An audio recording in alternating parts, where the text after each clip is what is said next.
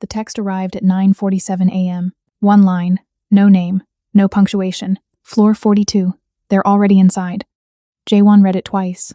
An unknown number, no record in his contacts, no match in his call history. He ran a quiet scan of the morning in his mind. His security team, his legal counsel, his assistant. None of them would send something like this. None of them communicated in fragments. None of them would forget to sign a message to him. He slid the phone back into his breast pocket. He didn't know what it meant. He didn't know who sent it. What he knew, and this was the thing that settled into the base of his chest like something cold and patient, was that someone out there knew exactly where he was, which building, which tower, which elevator car, and had chosen to tell him so with 43 seconds to spare. Not enough time to do anything. Exactly enough time to feel it. The Century Tower elevator was engineered for silence. Tempered glass walls, brushed steel paneling, a floor so clean it reflected the city outside like a second sky. 42 stories of Seattle pressed against the glass rain-dark buildings, the smear of headlights, the harbor somewhere beyond it all, swallowed by gray. Jaewon stood with his hands clasped behind his back. His posture was the posture of a man who had been taught, from the age of 7, that stillness was power. His suit was charcoal.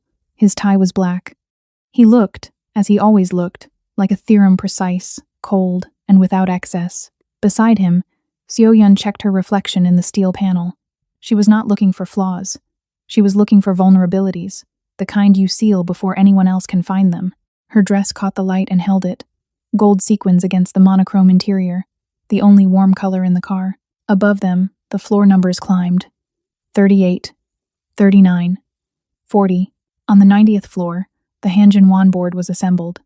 The merger documents already laid out 3 companies, 4 countries, a combined asset portfolio that would make the Wan name untouchable for the next 2 generations. Jaewon had spent 4 months fighting a ghost legal team to get here. Today, it ended. The elevator stopped. The doors slid open. 2 girls stepped in. They were identical, not in the way you recognize twins from across a room, but in the way you feel them before you see them.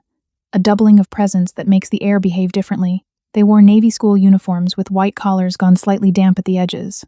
Their hair was braided, tied with red ribbons, both ribbons fractionally crooked, as though tied by the same hands in the same hurry. Their boots were rubber and bright yellow, and they were leaving faint, wet prints on the floor. They smelled of the pier.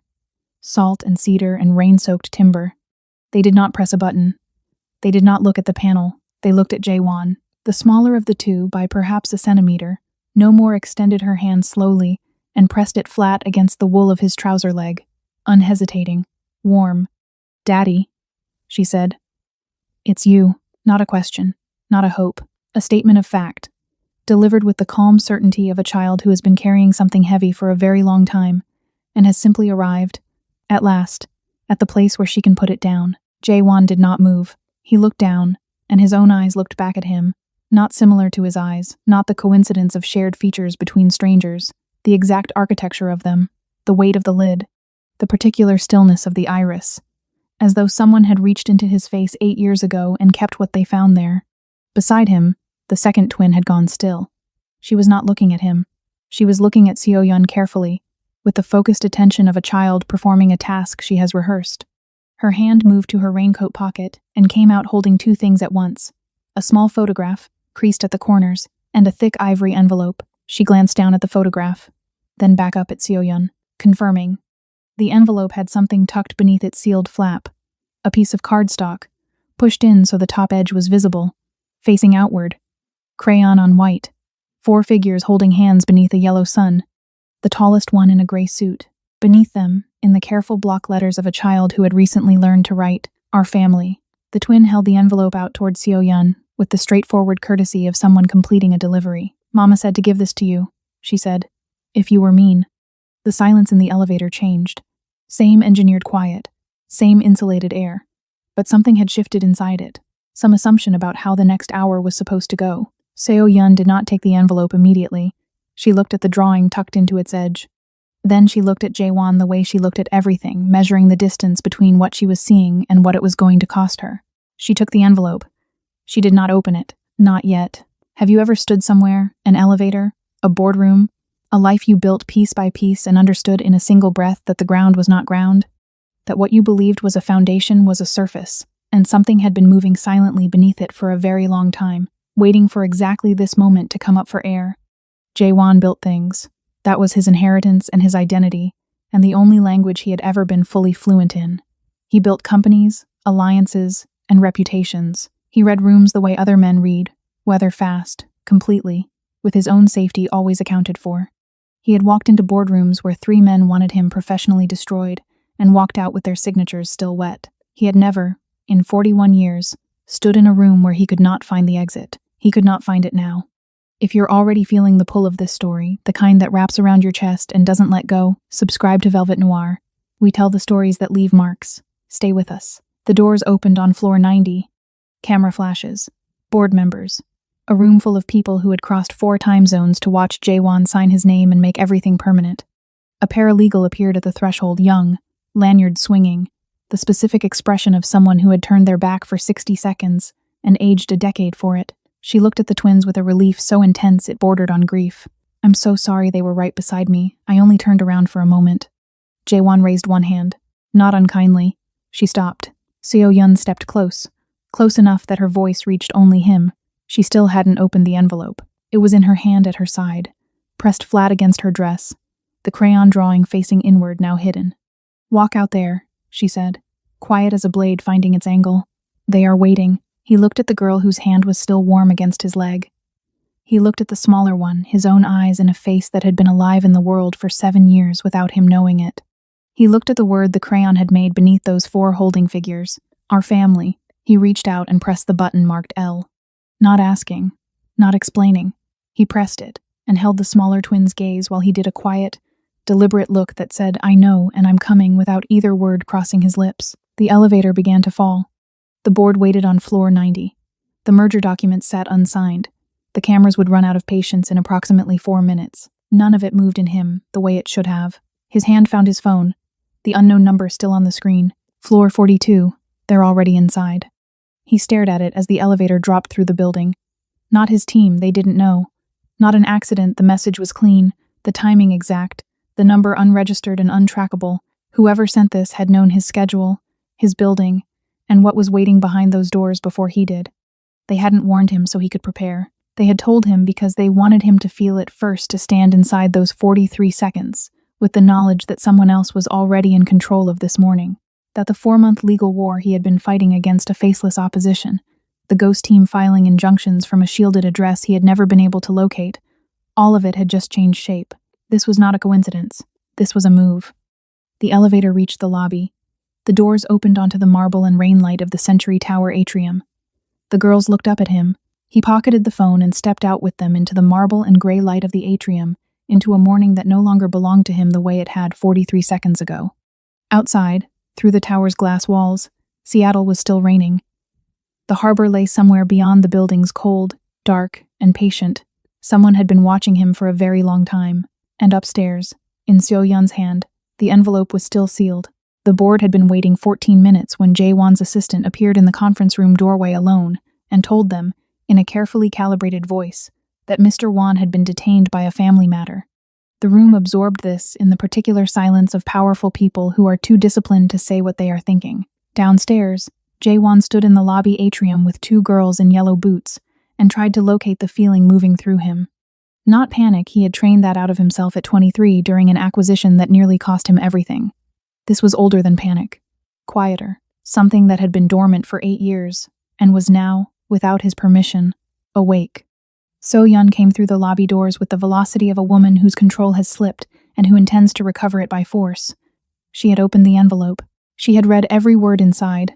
The crayon drawing was pressed against her clutch, facing inward, hidden. She stopped 3 feet from him. "It's a morality clause notice," she said. Her voice was level, which was worse than if it had shaken. "Filed at 8:52 this morning." She let that land. "Before we stepped into that elevator, Jaewon, the conduct it cites isn't from today. It's documented from 8 years ago, a $50,000 bank draft sent to a woman you had been involved with. Time to your departure from Seattle. Recorded as a payment to remove a personal entanglement prior to your succession." A pause. The clause in the merger agreement prohibits any principal officer from conduct demonstrating moral turpitude. Her legal team has spent 2 years building the evidentiary record. Today, in front of those cameras on floor 90, It goes public. Jae-won was still. He knew the texture of Seo-yeon's threats, the measured delivery, the precision of her language when the stakes were real. He felt this one land without flinching, because a man who has been bracing for an impact he doesn't know is coming cannot brace correctly. "Walk upstairs," she said. "Issue the statement. Call the children of fabrication. We contain this."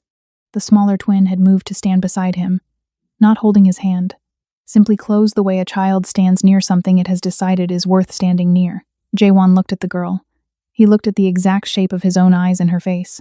He looked at 8 years of a decision he had made with a pen and a bank draft, and what it had cost someone while he was building his empire on her silence. "No," he said. Seo-yeon's expression did not break. It recalibrated a small, precise shift, the way a calculation adjusts when a variable reveals itself to be different than assumed. "If you don't," she said quietly, "my family will ensure those children are declared unfit. State custody by midnight." "Try," he said, "and watch me hold the press conference that ends your family's political credibility before morning." He looked at her for a long moment, not with anger, but with the specific clarity of a man who has finally understood what he is willing to lose, and found the list shorter than expected. "Who is the mother?" Seo-yeon said. "I'm going to find out," he replied. She turned and walked to the elevators without looking back. Seo-yeon did not go to Hong Kong that day. She went upstairs. While Jae-won stood in the lobby atrium with 2 children in yellow boots trying to locate the feeling moving through him, Seo-yeon rode the elevator back to the 90th floor and walked into the boardroom with the composure of a woman who had anticipated this exact morning and prepared for it 3 months in advance. She sat down. She ordered tea. She opened the envelope not to read it again, but to place it face up at the center of the conference table, so that every board member in the room could see the crayon drawing before she said a single word. She let them look at it for 15 seconds. Then she spoke. What she said precisely, methodically, without raising her voice, once took 11 minutes. She outlined the morality clause filing in full. She presented documentation she had obtained independently of D.L. Green's legal team. Her own family's investigators had been running a parallel file on Jae-won for 16 months, ever since certain irregularities in his personal accounts had suggested a liability she needed to price before committing her family's name to his. She had known about the bank draft longer than he had known she knew. She had simply been deciding whether the information was more useful, as leverage, or as an exit. He had made that decision for her. She proposed an emergency restructure. The merger could be preserved not under Jae-won's name, not with Jae-won's signature, but with his voting shares transferred under a duress clause to the family trust, which she would co-administer as his now former fiancé and principal creditor. The language had already been drafted. It required only the board's agreement and Jae-won's absence to proceed. The board agreed in 40 minutes. Powerful men, Jae-won had always known, do not mourn individuals. They mourn instability. Offer them stability in the same meeting and they will take it without ceremony. By the time his car was crossing the bridge toward the South Pier, his access to the Won family's primary accounts had been suspended.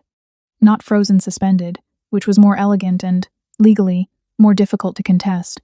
His father's attorneys had moved fast from Seoul. Seo-yeon's family had moved faster from Seattle. The restructure was filed before noon. He did not know any of this yet. He was driving through the rain, looking at a permit number on his phone screen, remembering a warehouse. He would find out at 2:14 that afternoon, when 3 separate alerts arrived simultaneously on his phone: his financial advisor, his private attorney, his bank. And then the calls stopped, because shortly after 2:14 his phone went into a bucket of industrial solvent. And that was the end of what Jae-won knew about the state of his own finances for the next 72 hours. Later, much later, in the specific aftermath of a man sitting in a warehouse kitchen, eating slightly burned eggs, and understanding the full shape of what he had walked into, he would understand what Seo-yeon had done and feel something that was not quite anger and not quite admiration, but occupied the narrow space between them where you keep your respect for the precision of people who never needed you the way you assumed. She had not left. She had won. And the difference between those two things was the most expensive lesson Jae-won had ever paid for. He drove himself. His assistant called twice.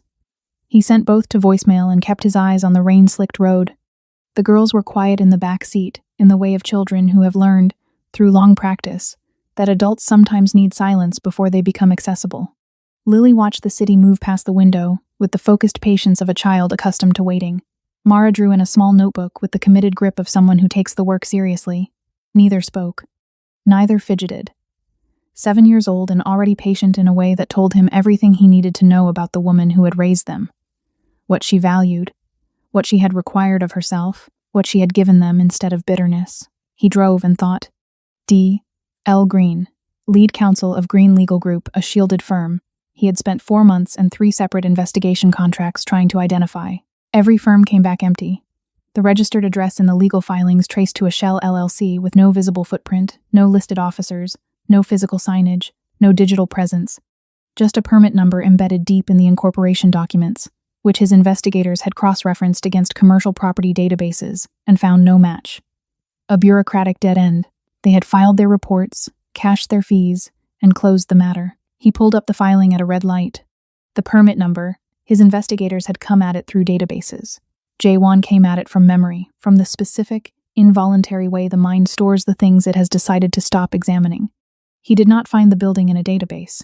He recognized it.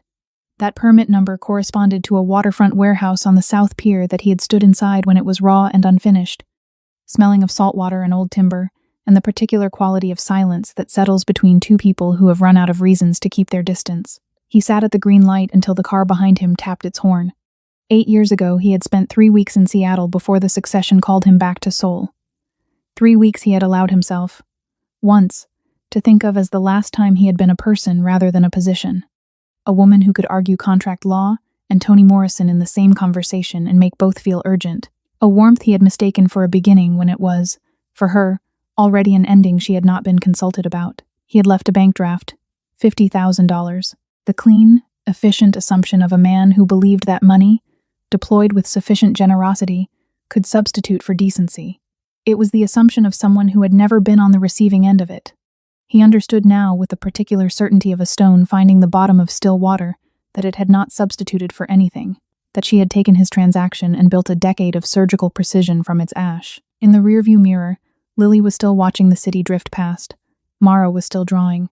His own eyes in both their faces, looking out at a world they had been navigating for 7 years, while he built his empire and told himself the story of a man without loose ends. He put the car in drive. He went to the warehouse. The building had been beautiful, in the way industrial things are beautiful, honest about its function, indifferent to approval. Someone had restored it without softening it. The brick was clean but not sanitized. The windows were large and factory-framed, pouring gray harbor light across the raw concrete floor in long rectangles. Oil paint lived in the walls like a second history. Jaewon stood in the entrance and understood that this was not a place constructed from grief. The woman who built this had built it from somewhere harder and more durable than grief. She was at the far end of the room. Demetra Green stood beside a work table covered in legal briefs and 3 large canvases at various stages of completion oil, not crayon, sweeping and deliberate and nothing like her daughter's drawings, and yet somehow related to them. She wore a suit the color of deep forest. Her hair was cropped short and sharp. She looked like a woman who had made a decision, years ago, about who she intended to be, and had not needed to revisit it. She did not look up when he entered. "The building's legal," she said. "Before you start, I wasn't going to say that. You walk in and assess before you speak. 8 years and that hasn't changed." He moved into the room. The girls had stayed in the car. He had asked them to give him a few minutes, and they had accepted this with the patience of children who understood the weight of adult conversations without needing to hear them. "The bank draft," he said. "You didn't cash it." "No. Where is it?" "I burned it." She set down the document she was holding and looked at him directly for the first time. Her eyes were unchanged, the same quality of seeing he had carried in some unlabeled compartment of his memory for 8 years. Direct, measuring, willing to look at the actual thing rather than the comfortable version. "I used the heat to stay warm the night. I decided to study for the bar exam instead. That's a metaphor, but it is also literally true." "The text message," he said, "this morning. Floor 42. They're already inside. That was you." A pause that confirmed it before she spoke. "When the paralegal told me they'd slipped away, I sent it. Not to warn you." She looked at him steadily. "I wanted you to spend 43 seconds knowing someone had eyes on you, to feel observed before the claws hit, to walk into that elevator already unsettled." She paused. "I didn't plan for them to find you. That wasn't the plan. What happened? They slipped away during a deposition break. By the time I knew, the elevator doors had already opened. Something moved in her expression, brief, controlled, a depth she managed before it surfaced fully. I planned the merger's collapse for 2 years. I planned the clause filing. I planned the press on floor 90. I did not plan my daughters pressing their hands against a stranger's trouser leg and saying your name. The harbor light fell across the floor between them. They weren't frightened, he said. No, she said quietly. They weren't. He stood with that for a long moment, in the silence of a room that had been built by someone who had learned to make something permanent out of what he discarded. The afternoon moved through the warehouse in long, unhurried degrees. The kind of light that makes everything feel more consequential than usual. Jae-won had not left. He sat on a wooden stool at the edge of the work table with his jacket off and watched Dimitra work. She did not adjust her behavior for his presence, answered messages, annotated briefs, made notes in the margins with a pen she held in the same overhand grip Mara used in the back seat. He noticed this and said nothing about it. Seo-yun threatened the girls, he said. State custody by midnight. Dimitra looked up, not alarmed, assessed. The response to that threat was filed 4 months ago, she said. Her family's political reach ends at the county line. I have 90 pages of documentation that establishes that clearly. She closed the laptop. I've been 3 moves ahead of everyone in this situation for 2 years. That includes you. Then tell me the rest of it, he said. All of it. She considered him the way a surgeon considers a patient, not unkindly, but with the specific honesty of someone who has decided that false comfort is its own form of damage. The morality clause filing is based on the bank draft, she said. Documented payment made 8 years ago to a woman carrying your children, timed precisely to your exit from her life. Under the merger agreement's personal conduct provisions, that constitutes conduct unbecoming of a principal officer. She held his gaze. That case was already built, already filed. Today was always going to happen regardless of whether your daughters found you in an elevator. Then what did today change? She moved to the window not to look at him, but at the harbor, which had gone the color of old pewter. She spoke to the glass. Today made it public. Your presence on floor 90 with those cameras, and then your departure created the public record that removes any possibility of a private settlement. You couldn't quietly sign your way out of this, after those cameras saw you leave. She paused, and said the next part carefully. What today also did, which I did not plan and cannot take credit for, is answer a question I had about your character, whether you would deny them or not. That question matters to me for reasons that have nothing to do with the merger. He was quiet for a moment. And if I had denied them? She looked at him with the directness that had not changed in 8 years. Then the legal outcome would have been identical, she said. But I would have known what I needed to know about you, and this conversation would not be happening. Outside, the harbor had gone the color of pewter in the falling afternoon. On the windowsill, the light pooled and thinned. He looked at her profile, the sharp jaw, the set of shoulders that said, I have held every piece of this together without assistance, and I have not dropped a single one. She had taken the door he closed on her and turned it into a wall. And then she had taken the wall apart, brick by brick, and used every piece to build something that could outlast him. What do you want? He asked. Not the legal answer, the real one. She turned from the window, studied him with those measuring eyes for a long time. Ask me that again in a year, she said, when the answer won't be contaminated by today. The phone rang at 6:47. The screen read Father Soul. Jae-won looked at it for one measured breath. Then he answered. His father's voice arrived crisp and cold from 6,000 miles away, carrying the complete authority of a man who had never, in 72 years, occupied a room where he was not the apex. He spoke in Korean, a courtesy only in the sense that it excluded anyone present who could not follow. His instructions were precise and sequenced. Return to the 90th floor immediately. Issue a formal statement to the assembled press. Characterize the morning as a coordinated defamation attempt by a disgruntled former employee of a subsidiary firm.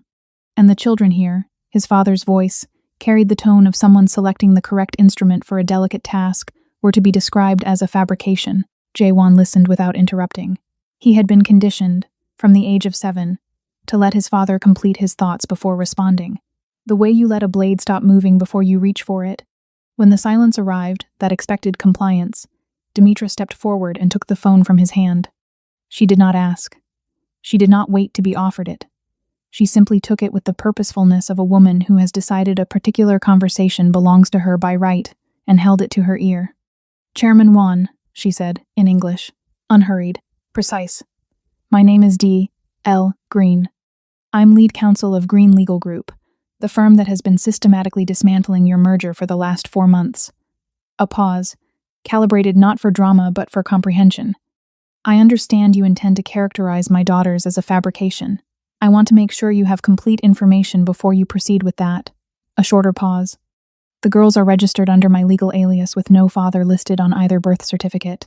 That was completed 3 years ago through sealed proceedings, prior to any paternity action. You have no parental rights, no legal standing, and no political leverage over children who do not, on paper, exist in connection to your family in any form. Her voice did not change register once, not cold, not heated, simply exact, the way a well-constructed legal argument is simply exact. Your threats are noise, Chairman. Expensive, well-tailored noise, but noise. She extended the phone to Jae-won without looking at him. He's still on the line. Jae-won took it. His father was silent in the way of men confronting a variable they failed to account for. 4 seconds. Then the line went dead. He stood holding the phone. Outside, footsteps on the exterior stairs, the girls, done waiting, negotiating their way inside. The door opened. Lily appeared first. Yellow boots, rabbit by one ear. Mara followed, notebook under her arm. They performed the rapid, practiced assessment of children entering a space where adult things have been happening. Apparently satisfied, Lily crossed to her mother and leaned against her side without announcement or ceremony. Mara looked at Jae-won. Are you staying? Direct. No weight attached, only information she had determined she needed. He set the phone face down on the work table. For a while, he said. Mara considered this with the gravity she applied to everything that mattered. Then she opened her notebook and went back to drawing. Mara had found the solvent bucket earlier, a wide metal pail near the industrial shelving, half filled with turpentine solution. She hadn't touched it, she'd simply located it and moved on, the way she catalogued every new space she entered. At 7:15, Jae-won's phone rang again. Not his father. His father's personal attorney, the kind of call that means the problem has been reclassified as something requiring professionals rather than family. A settlement offer would follow. A number designed to make a man reconsider his principles. He looked at the phone. He looked at the bucket. He thought about his father's voice saying fabrication with the ease of a man who had deployed the word before. He thought about the merger documents on the 90th floor, and the watch ticking all morning like a metronome toward a version of himself he had almost let become permanent. He thought about a child's hand pressing against his trouser leg without hesitation, without strategy, without a single thing to gain. He dropped the phone into the bucket. The solvent took it with a quiet, decisive hiss. Not dramatic, not cinematic. The sound of something ending without ceremony, which was, he had recently started to understand, how most important things actually end. Dimitra watched without moving. The merger was already dead before you did that, she said. I filed the final injunction at 9:31 this morning. Your elevator reached floor 42 at 9:49. She held his gaze. The war ended before you even knew you were in it. You didn't need to do that. I know, he said. Then why? Because it was never about the merger. He turned from the bucket. It was about whether I was still capable of being the kind of man who would. I needed to know that about myself. He looked at her directly. I also needed you to know it. The warehouse held the silence between them, the particular silence of two people who have arrived, through entirely different routes, at the same unlit room, and are deciding independently whether to find the switch. The girls were asleep in the back office. Dimitra had settled them 40 minutes ago with a practiced efficiency that contained, inside it, something that was not efficiency at all. You think one gesture repairs 8 years, she said, not an accusation. A test with a specific answer she was listening for. No, he said. I think one gesture starts the accounting. I know what the balance looks like. I'm not asking you to pretend it doesn't. She studied him for a long time, looking for the angle, the version of sincerity that was actually performance. He understood why she was looking, and he did not hurry her. Whatever she found or chose to believe she found made her look away first. The girls will ask hard questions, she said. About where you've been. About why. I'll answer them. Truthfully. All of it.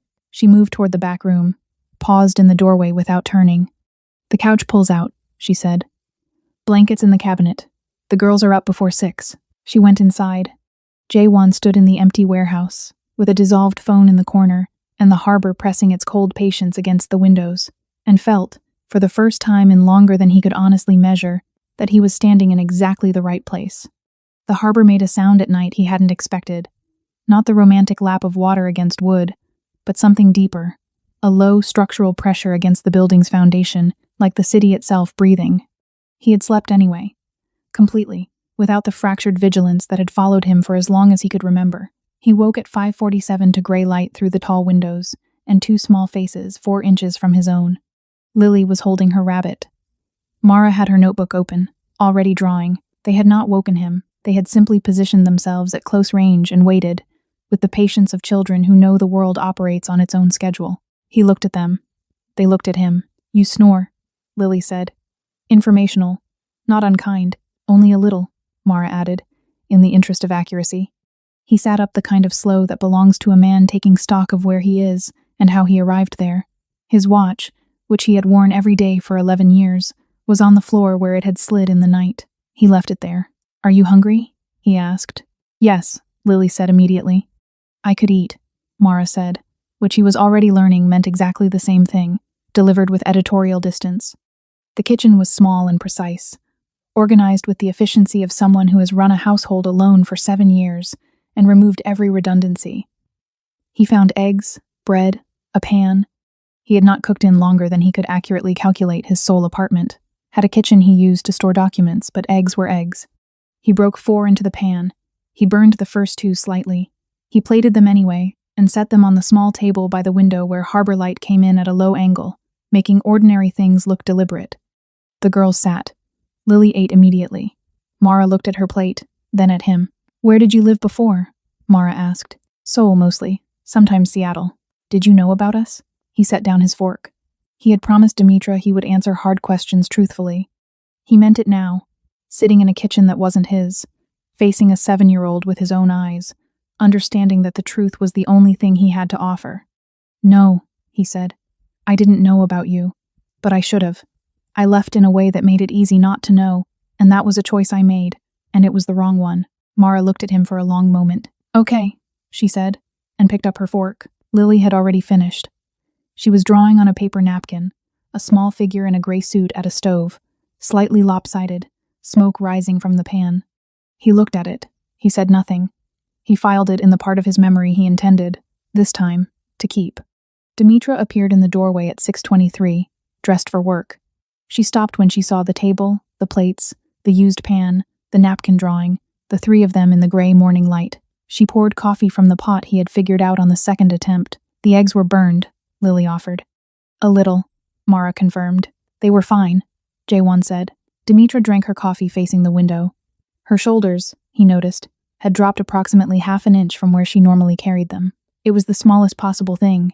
It was not small at all. The Wan Building's 90th floor had been his in the specific way that things are yours when you have spent 4 years making them inevitable. The view, the conference table, the particular silence of a room designed to make people feel the weight of whoever sits at its head. He arrived at 7 in the morning, before the building filled. His access card still worked. That would be revoked by end of day, he knew, but no one had thought to do it yet. The board was efficient in many things. Paperwork after a public collapse moved more slowly. The office held less than he expected.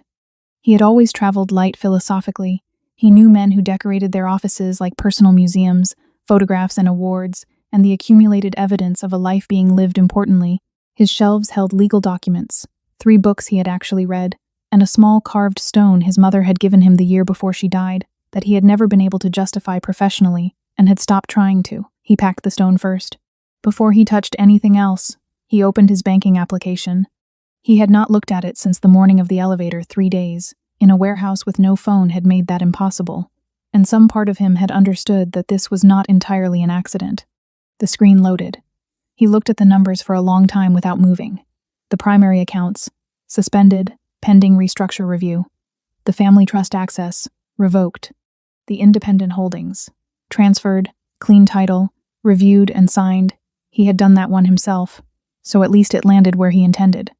What remained after all of it was a number that would have seemed like wealth to a different kind of man, and felt, to him, like the specific silence of a room after furniture has been removed.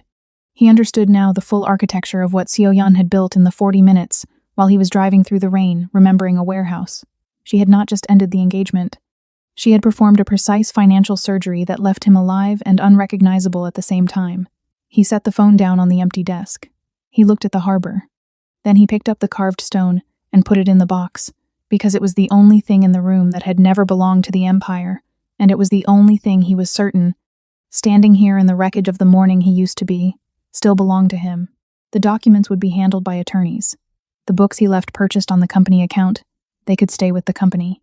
He stood at the window for a while, looking at Seattle from 40 floors up, the harbor gray and patient below, the city going about its Tuesday morning with complete indifference to the fact that he was leaving. He had received 14 messages since 6 a.m., 2 from board members, 1 from his father's attorney with a settlement figure. He looked at the number, felt nothing, and archived it. 3 from journalists, 1 from Seoyeon's family's PR representative, deleted unread. The rest from people who had worked for him for years and were now uncertain what that meant. He wrote back to those, not with reassurances he couldn't make, but with acknowledgement that their uncertainty was reasonable, their work had been real, and he was sorry for the abruptness. His assistant knocked at 8:15. She stood in the doorway with the composure of a woman who had managed his schedule and his silences for 3 years, and had decided this morning still fell within her responsibilities. "Do you need anything?" she asked. "No, thank you, Jiyeon, for everything." She looked at him with an expression he hadn't seen on her face before, not sympathy exactly, and not pity, something more careful than either. "The press is framing you as the victim," she said. "The ambush angle. They're saying you were set up. I'm aware. Are you going to correct the record?" He looked at the harbor one more time at the gray water and the south pier he still couldn't see from here, but knew the location of now, the way you know the location of things that have become, without announcement, the place your compass points. "Eventually," he said, "when I have something worth saying." He picked up the box. He walked to the elevator. He pressed the lobby button, the same motion as 5 days ago, but different in every way that mattered, and rode down through 40 floors of an empire he was exiting and felt, with each floor that passed, something he had not prepared himself for. Not relief, not grief, a clean, specific readiness, the feeling of a man who has set down something very heavy and discovered, in the setting down, that his hands still work. The lobby opened onto a gray Tuesday morning. He walked out into it. 2 weeks later, the Hanjin-Won merger was a footnote. The trade publications ran it for 3 days. Won Air triggers morality clause, merger collapses, engagement dissolved before the news cycle moved on, as it always does, to the next man brought down by the architecture of his own choices. Seoyeon released a statement. It contained the phrase, "Preserve our family's dignity," twice. She had already been photographed at a charity dinner in Hong Kong by the time Jae-won read it, looking like a woman who had never encountered inconvenience. He didn't blame her. He understood her.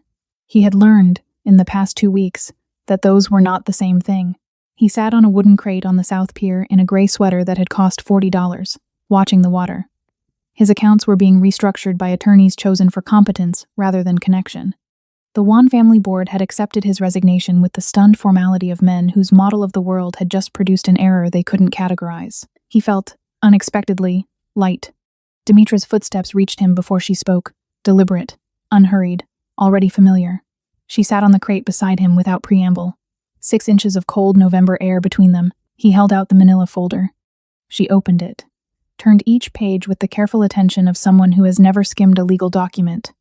She went still on the last page. "These are your personal shipping shares," she said. 73% of my independent holdings, everything held outside the family trust. Clean title, reviewed by my own attorney, not my father's. This makes me the most powerful individual shareholder in the industry you just walked away from.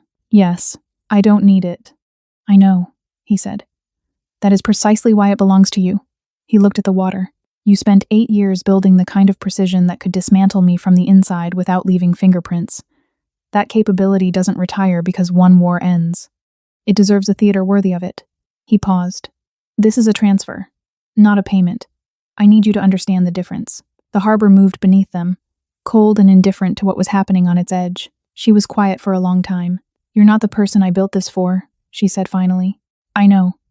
The person you built it for would have denied them on floor 90 and taken the settlement." Behind them, the door opened and the girls came out, school uniforms. Lily with her rabbit, Mara with her notebook, moving past the adults to the pier railing, returning to the water the way children return to the thing they were raised beside. Demetra watched them. Something in her face went quiet, the expression of a person looking at what they built entirely alone, finding it good, and understanding that the aloneness is no longer permanent. She slid the folder into her bag and stood.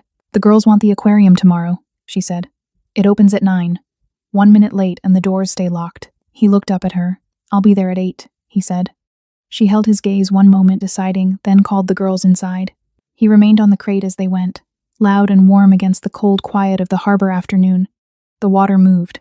The light went. He had lost a kingdom and was sitting in its absence. And the cold on his face felt, for the first time in a decade, like honesty. He was there at 8. The parking lot held 3 cars and a maintenance truck. The aquarium was still closed. The morning was Seattle gray, the kind that suggests the sun exists somewhere above the clouds but has decided not to confirm it. Jae-won sat on the front steps with a coffee and waited, and did not check his phone, because nothing on it mattered more than what was coming down the street.